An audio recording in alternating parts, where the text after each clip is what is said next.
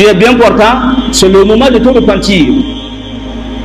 Mais au moment que tu es sur le lit, quand tu ne peux rien foutre, voici si on met de l'eau, ça sort. La bouillie, ça ne prend pas. Tu n'as rien à foutre maintenant, tu ne peux rien faire. Et tu ne vois devant toi que la mort.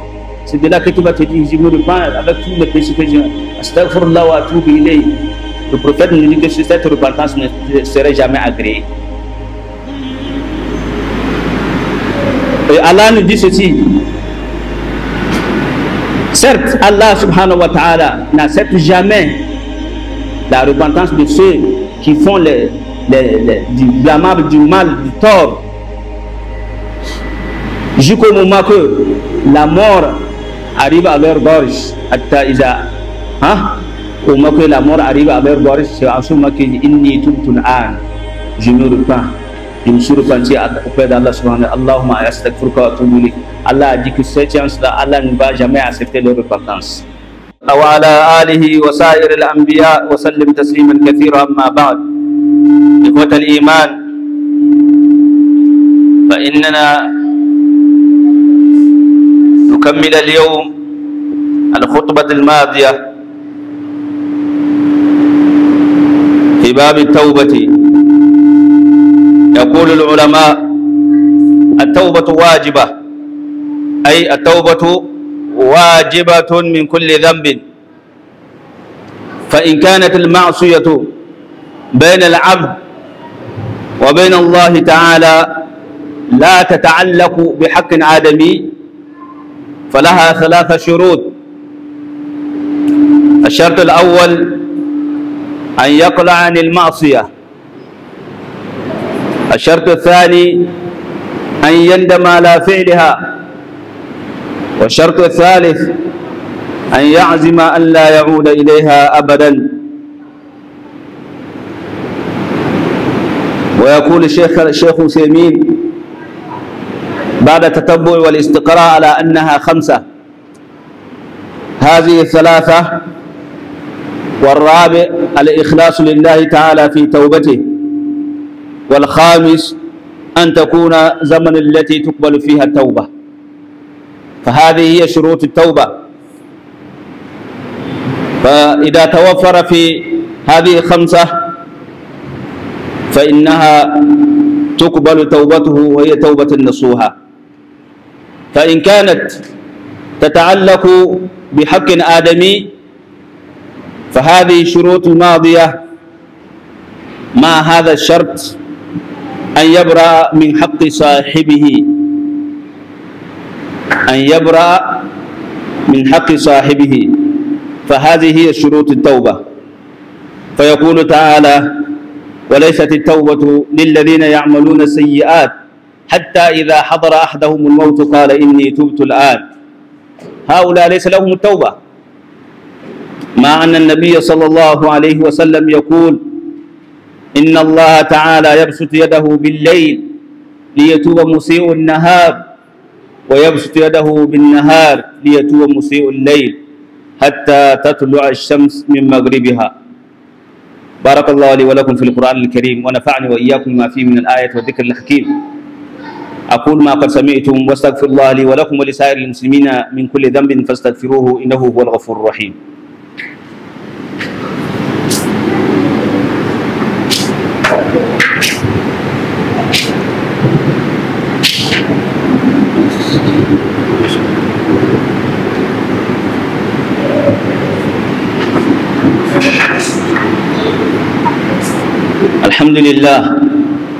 الحمد لله رب العالمين، والصلاة والسلام على آخر مبعوث رحمة للعالمين محمد بن عبد الله صلوات ربي وسلامه عليه وعلى آله وأصحابه ومن دعا بدعوته واستنى بسنته إلى يوم الدين. أما بعد.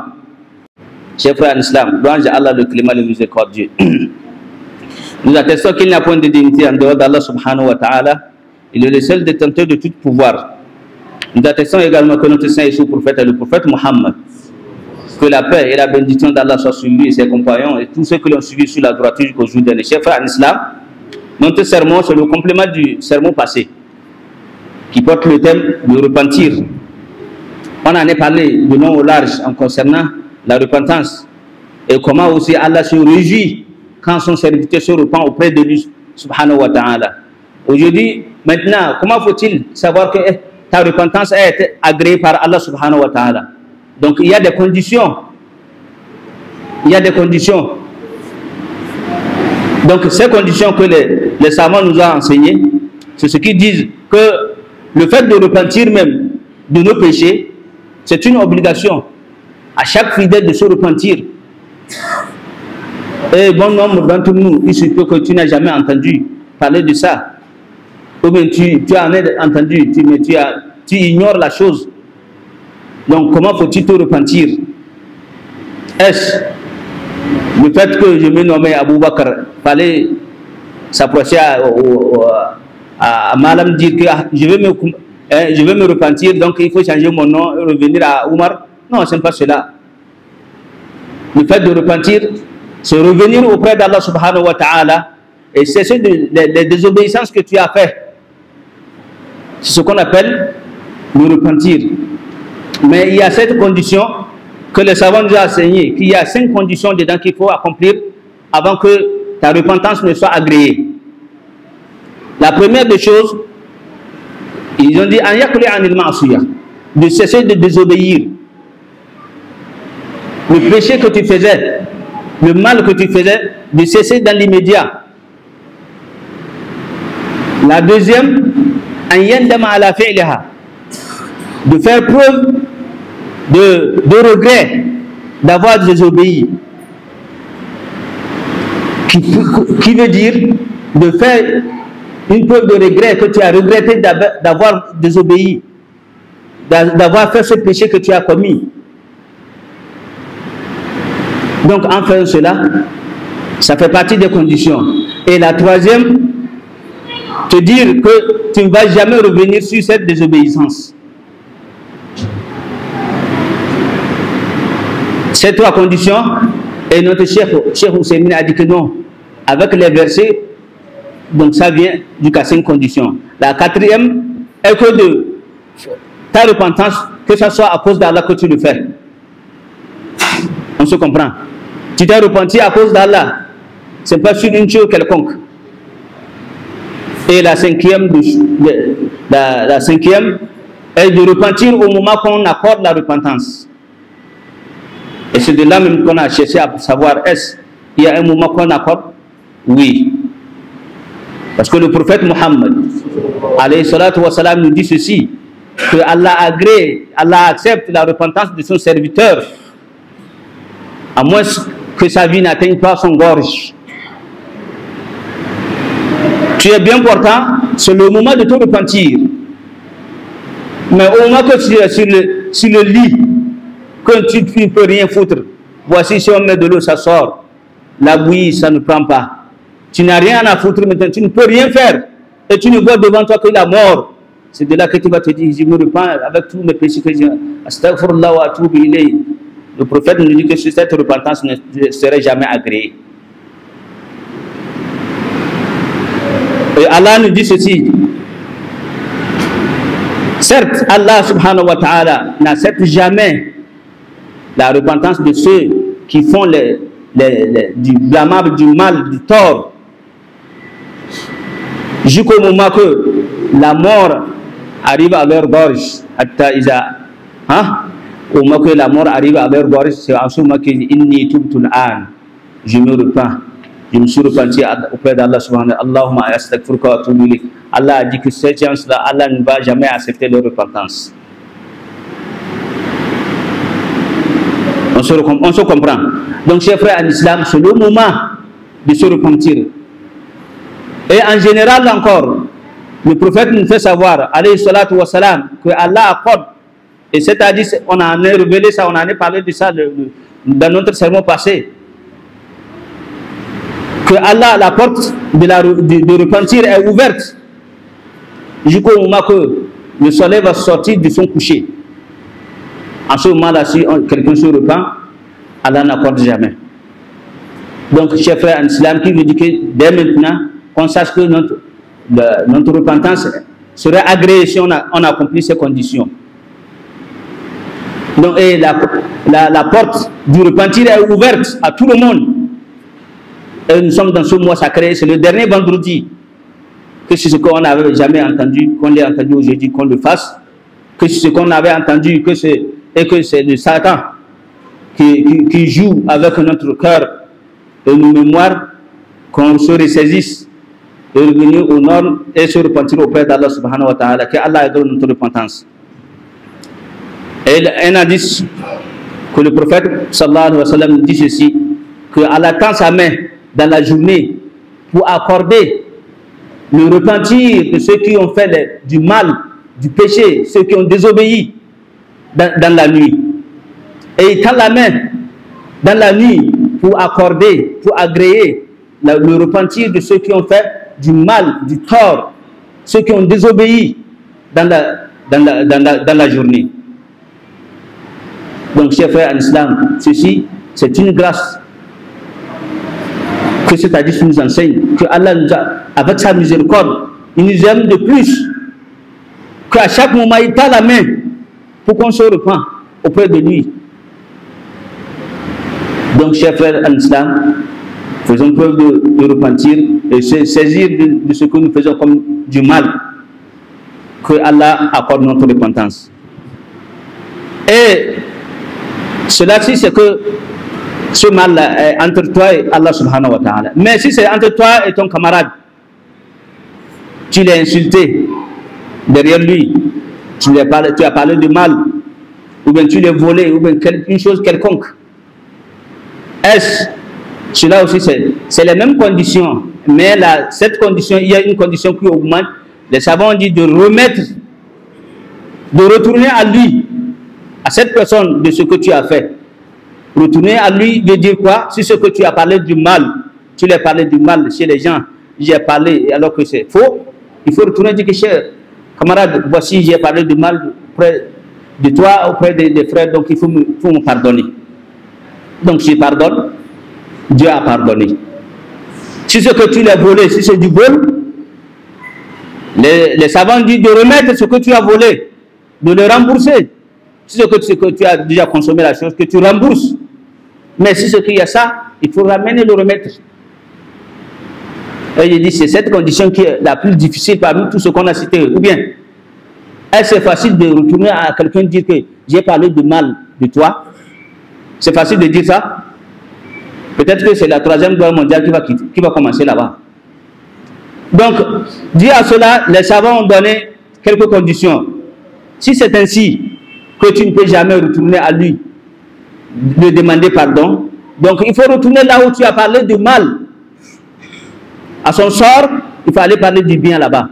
Dire que, oh, telle personne, je crois qu'il était comme ça, mais c'est le contraire. C'est un bon homme. Toi, tu sais ce que tu avais parlé. Il faut chercher maintenant de corriger ces mots. Et si c'est que la personne est décédée, que tu implores son nom en implorant Allah, donc il faut demander pardon pour lui. Mais si c'est une chose déjà bouffée, que tu as déjà consommé la chose, mais tu as la capacité maintenant de repayer, il suffit que tu avais volé, ou bien tu as pris ça sans accès, sans le demander, mais il ne savait pas qui a pris, mais qu'est-ce qu'il faut faire? Et on en a donné l'exemple. Si c'est par exemple les chaussures, que tu connais la valeur de ces chaussures, que tu en as déjà utilisé ces chaussures et c'est fini, donc il faut chercher une somme ou bien de telle sorte de chaussures qui a même valeur que ces chaussures, venir le donner. Et voici, je te donne ces chaussures-là. Mais avec l'intention que tu es en train de repayer ce que tu avais volé. On se comprend. Donc en faisant cela, Allah te pardonne. Donc c'est ce que les savants ont dit à cela. Donc il en a parlé beaucoup, qu'on ne peut pas tout citer tout de suite, mais ce qu'on nous avons dit que Allah agrée et accepte, que Allah nous pardonne tous. Yayin wa musulunci, farko muna Ubangiji ta'ala godiya, wanda ya cancanci da godiya, mai baye a cikin sarautarsa, mai baye a cikin halittarsa, wanda ke da iko kai komi ba mai ikonsa, mai gafara mai jin kai. wanda ke juya dare yini da rana, yini da dare, wannan sai ya zama abin tunasarwa da gargadi ga masu hankali. Allah sa mu kasance cikin waɗannan masu hankali, wanda ya falakar da cikin al'ummansa ko in ce cikin halittunsa, wanda suka fahimci abin da Allah ya halice su don sa, suka falka, suka kama Allah, suka kama tafarkin da zai kai su ga tsira, sannan Allah ya datar da su kan biyayya. Allah sa mu kasance cikin waɗannan mutane. Muna shaidawa ba abin bauta da cancanta shi Allah shi kadai, bai da abokin tarayya. Haka kuma muke shaidawa cewa annabi Muhammad bawansa ne kuma manzonsa ne, wanda ya kira al'umma zuwa ga dinin gaskiya. Siran Allah da aminci tabbata gare shi da alayensa da sahabansa da duk wanda suka ji kiransa suka amsa zuwa ran tashin kiyama. Ya wa musulunci, yau khutban mu na kammala khutban da ya wuce da muka yi kan tuba. Mun ka gwada kamata mu yawanta tuba don muna karshen wata mai alfarma, wata Muharram. Kamata mu hanzarta mu yawanta aikin kirki cikin waɗannan ayyuka. Babban aiki ne da yake aikin kirki shine tuba. Muka gwada cikin hutuban da ya wuce falalan tuba, da wanda ya tuba irin jin daɗi da Ubangiji ta ji inda bawansa ya tuba gare sa. To yau za mu tunasar da juna kan wannan tuba, shartotin tuba. Me za ka yi tuban ya karba? Shin kawai in kana zama kake na tuba Allah zai karba, ko akwai shartoti, ka'idun da za ka bi Allah ya karbi tubanka? La shakka akwai shi. Don duk wanda muka yi magana da falalan tuba, yawanci za su fahimci cewa abin kaman me za ka yi sai Allah ya karbi tubanka don ya samu wannan falala, ko ba haka ba? To shi yasa yau za mu karantar da juna waɗannan shartoti da ya kamata mu kasance kan wannan shartotin, sannan Allah ya karbi tubanmu. Shi yasa Allah karbi tubanmu. Yan wa musulunci, malum mana gwada muna cewa yin tuba fa kan wani zunubi ko wajibi ne. Wajibi ne mutum ya yi tuba kan wani zunubin da yake ka san, sawa'un baka da sanin sa ko kana da sanin rinjayen shaitan ne da kace yi. Duk lokacin da aka ambaci Allah aka ce wane ku yi tuba, ana kiran ku zuwa ga tuba, kai ma ka yi kokari ka hanzarta zuwa ga tuban don Allah ya gafarta mana gaba shi daya. Yin haka kira zuwa ga tuba wani dadin kai ne.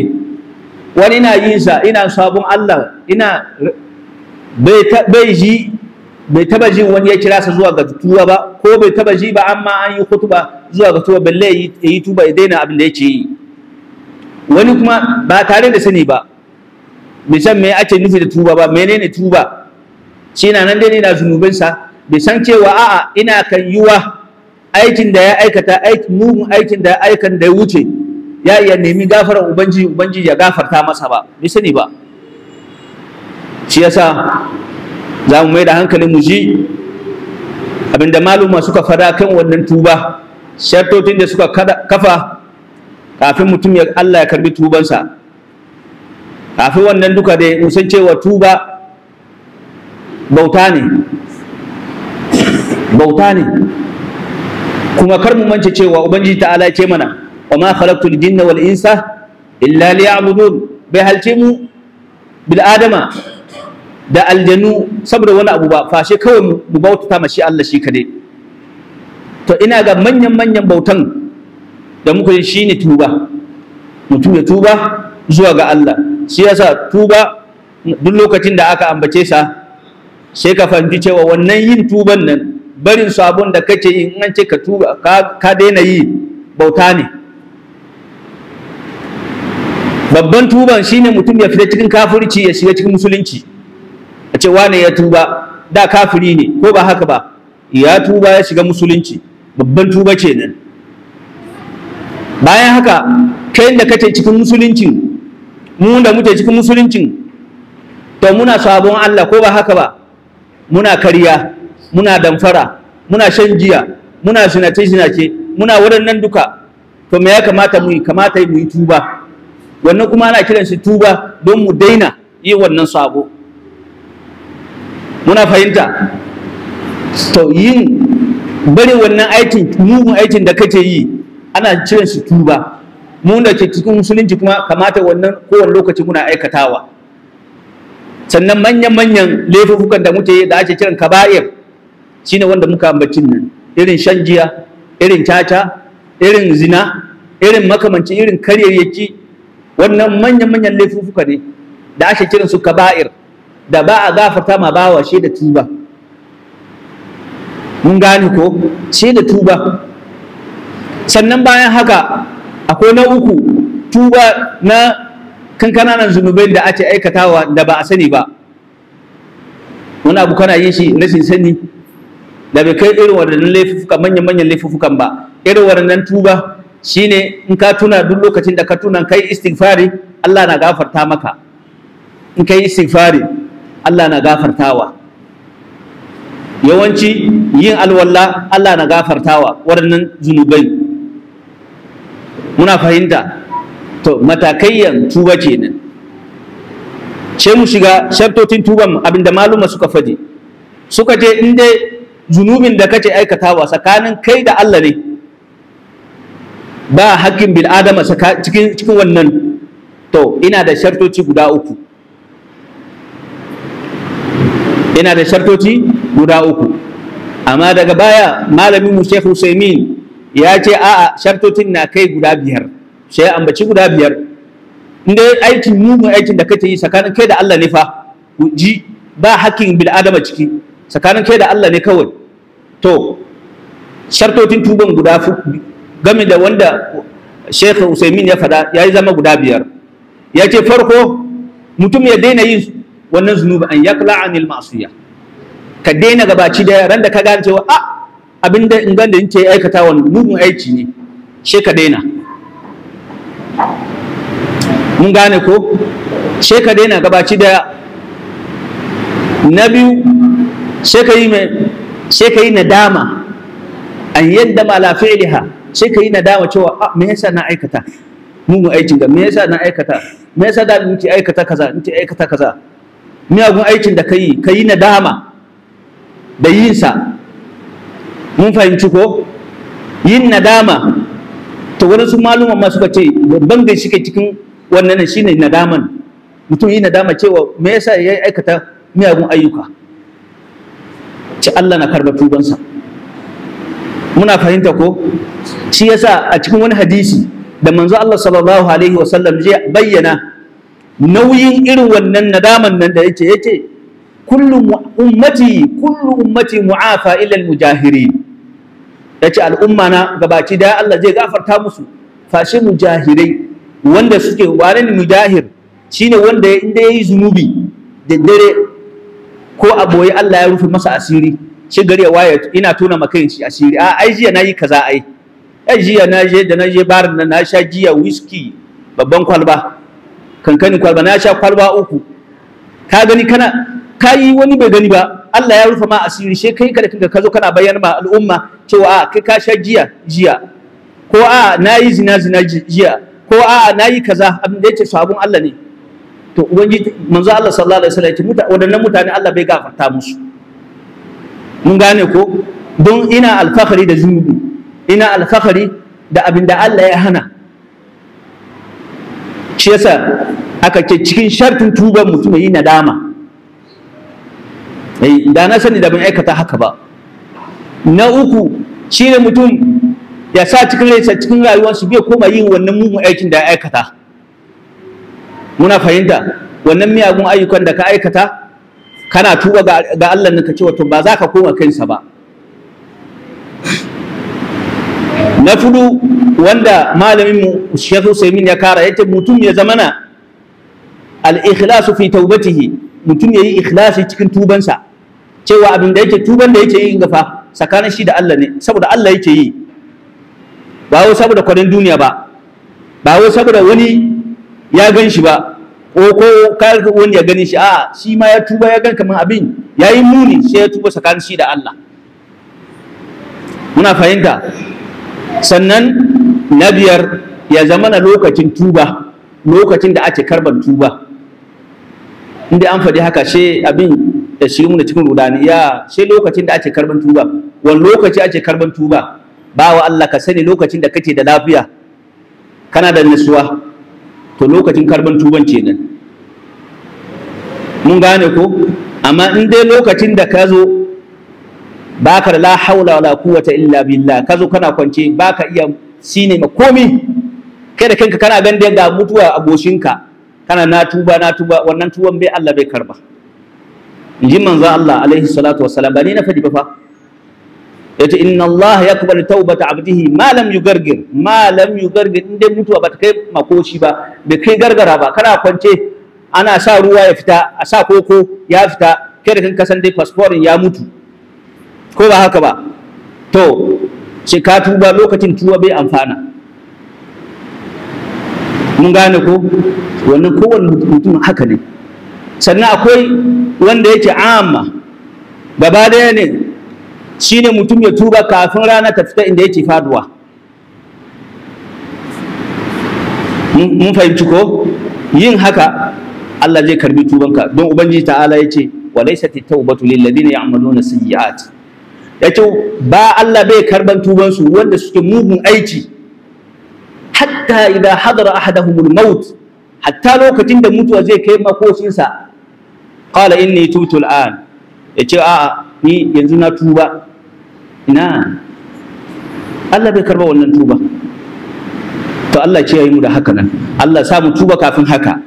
Amma in dai ya zamana sai manzo Allah sallallahu alaihi wasallam yace ubangiji ta'ala don tausayinsa ga bayinsa, ko wani gari Allah ya waye ina zai sanya hannunsa ina karban tuba wanda suka yi miyagun ayyuka a cikin dare da rana, sai Allah ya sa hannunsa ya ce don su tuba, Allah ya karbi tubansu. Da dare kuma ya sa hannunsa ina karban tuba wanda suka yi miyagun ayyuka a cikin yini, don su tuba, Allah ya karbi tubansa. Bawa Allah, in Allah bai so mu da rahma ba, bai so mu da tausayi ba, shi zai yi haka? Kowane lokaci yana sanya hannunsa don ya karbi tubanmu, mu tuba gare shi ya karbi tubanmu. Allah sa mu kasance cikin masu tuba, kuma Allah sa Allah ya karbi tubanmu. Amma in dai wannan aikin da kake aikatawa tsakanin kai da bawa ne, zunubin da kake yin nan tsakanin kai da bawa ne, ka zambace shi, ka cuce shi, ka yi magana bayansa, ka san wannan ba haƙƙin Allah bane ko? Tsakanin kai da dan wanka ne. To maluma suka ce an yabra min haƙƙi sahibihi, shine dole ka je ka nemi gafaransa. Da wurin na akwai aiki. Malam ka zaji wane, ka ci bayansa, shin in an ce ka taka gwada musu cewa wane ka gafe mini, wallahi na zaje ka, na ci bayan ka, ka iya. Kayan da wuya ko? Wallahi da wuya. Ba ka iyawa. Ce da tun da wuri aka ce kar ka yi. To a cikin haka maluma suka kashi biyu. Waɗansu maluma suka ce dole ne ka je ka nemi gafaransa. Waɗansu maluma kuma suka ce a'a, don za ka jefa watakila in ka fallasa abin da ka fadi, to bai taba yafi maka. Ko watakila ma ka tada wani goguwa wurin nan, ko ba haka wani tashin hankali ya tashi wurin kuma. Abin da za ka yi, inda ka zamna ka ambace shi da mugu, ko ka yi mugun maganar sannan ka koma wurin ka zamna ka ambaci ayyukansa na kwarai wurin, wace wane da ina mugun aiki amma yanzu ya zama salihin bawa. Maganganun da don ka share maganganun da ya wuce. Don ubangiji ta'ala na ce cikin Qur'ani innal hasanat yuzhibna sayyi'at, don aikin kirki, ayyukan kwarai na share miyagun ayyuka. Wai yin haka watakila me shi Allah ya gafarta maka, me shi kuma da ya je haka ka gafarta. Kuma waɗansu maluma suka ce a'a, wai ka ta nema masa gafara wanda ka ci bayan sannan, ko ka ta nema mai gafara wani lokaci kana Allah ka yafe mishi wane, Allah ka yafe mu wane, don ba za ka iya ka je ka nemi gafararsa ba. Amma in dai abin da ka saci yana hannunka ne, dole ka mayar, to in dai ka canye fa, ka canye da ka saci, yanzu ka canye, yanzu ka ji wa'azi kana ka tuba kana son ka mayar abin, lalle abin da ka saci nan watakila ce farfin ne ko takalminsa. Ka san dai in ka zo ka ce wane da ne na sata takalmin kan nan, ai shi ma ya samu duk abin fira ko zai tona ma asiri to wane da ya sata takalmin nan ai wane ko. To maluma suka ce a cikin hikima kana iya sai takalmi da duba balarin wannan takalmi, ina daidai da wannan takalmi, ka zo ka mai kyauta ka ce wani gashi na ma kyautan takalmi, da niyan me ka biya ma basin da kai ka saci. Muna fahimta ko? Da yin haka wataƙila Allah ya gafarta mana, Allah ya gafarta mana gabaci daya. اللهم اعز الاسلام والمسلمين واذل الشرك والمشركين ودمر اللهم اعداء الدين واحمي حوزه الاسلام والمسلمين برحمتك يا حي يا رب العالمين. اللهم صل على محمد وعلى ال محمد كما صليت على ابراهيم وعلى ال ابراهيم انك حميد مجيد. وبارك اللهم على محمد وعلى ال محمد كما باركت على ابراهيم وعلى ال ابراهيم انك حميد مجيد. باي الله karba mana gabaci daya, Allah ya fa mana kurakuren mu kowane lokaci, kowanne mu muna gudu kan da zamu yi mu samu sira wurin Allah. Shi yasa kowane lokaci ana waji, ba wajin da baku taba ji ba ai, amma dan adam haka Allah ya yi shi, yana da mantuwa. Shi yasa kamata muna tunasar da juna, kai da ka ji wa'azin wanda bai taba ji irinsa ba, kai ma malami ne zaka tuna mishi wane da mu yi maganganu kaza, kamata yi mu tuba tare da shi. ka mishi wa'azi ya tuba, kai ma ka tuba, ka gani ladan da za a bashi an baka. Mun gane ko? To Allah sa mu kasance haka dan Allah gafarta mana gabaci daya. Kowanne mu na da nashi bukata, Allah biya masa kowa bukatunsa, Allah mai biya kowa bukatunsa. Wanda ba su da lafiya Allah ba su lafiya, wanda suke da lafiya Allah kare musu lafiya. Duk wanda suke sallah a cikin masallacin nan ko kowa da nashi damuwa, to Allah ya yi ma kowa damuwarsa, Allah ya yi ma kowa damuwarsa, Allah ya yi ma kowa damuwarsa. Sannan muna kusa da likita, mun san dai ƴan uwan muna wurin da dama, ma waɗansu ba su da abin sai magani, waɗansu lafiyan akwai abin sai magani amma jikin yayi sanani, to Allah ba su sauci, Allah musu sauci, Allah musu sauci. Wanda kuma shi cikin jarabta Allah fi da shi cikin jarabta, Allah fi da su cikin jarabtan, Allah kare mu da kariyansa, Allah kare mu da kariyansa. Allahumma salli ala Muhammad wa ala ali Muhammad kama sallaita ala Ibrahim wa ala ali Ibrahim innaka Hamidum Majid. Wa qumu ila salatikum yarhamkumullah.